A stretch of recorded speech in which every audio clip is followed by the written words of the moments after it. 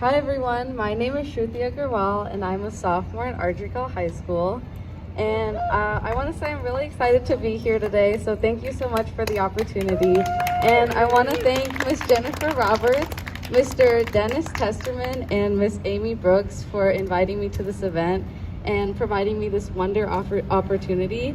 And I also want to give out a shout out to Miss Hema from Framework for Future, because she's been really inspiring and she's been the main climate leader for Framework for Future.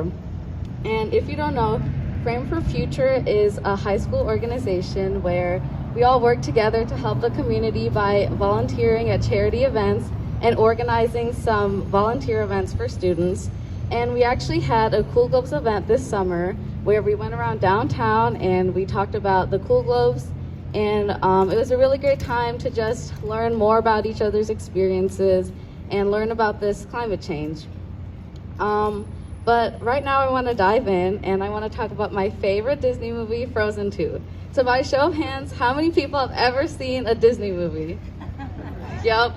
And Frozen 2, believe it or not, is actually about climate change. And in this movie, Elsa and Anna are the two princesses that have to save their kingdom. And there's 5 main elements. There's fire, water, wind, and earth. And these elements all combine to make a beautiful kingdom that they live in. There's also a mystery element, which we'll talk about later. Well, let's dive right into the themes. So the first theme was that they had to work together.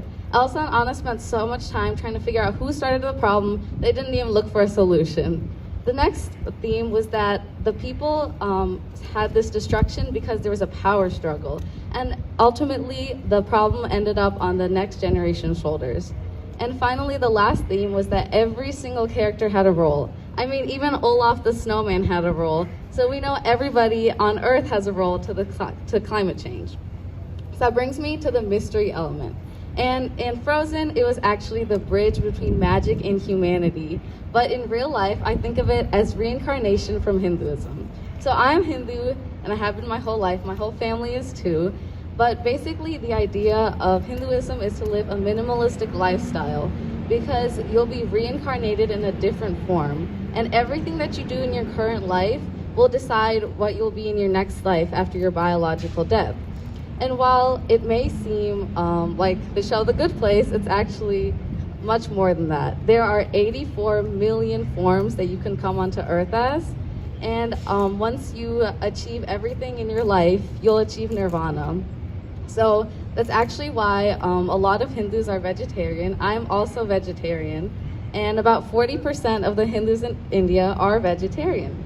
So with this faith, with this newfound knowledge, I founded the organization New Normal, in which high schoolers are more motivated to do environmentally friendly challenges.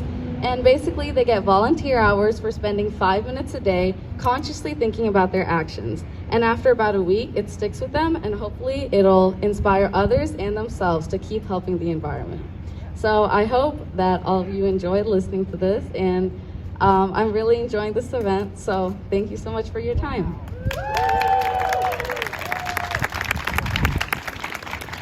That was really, really outstanding.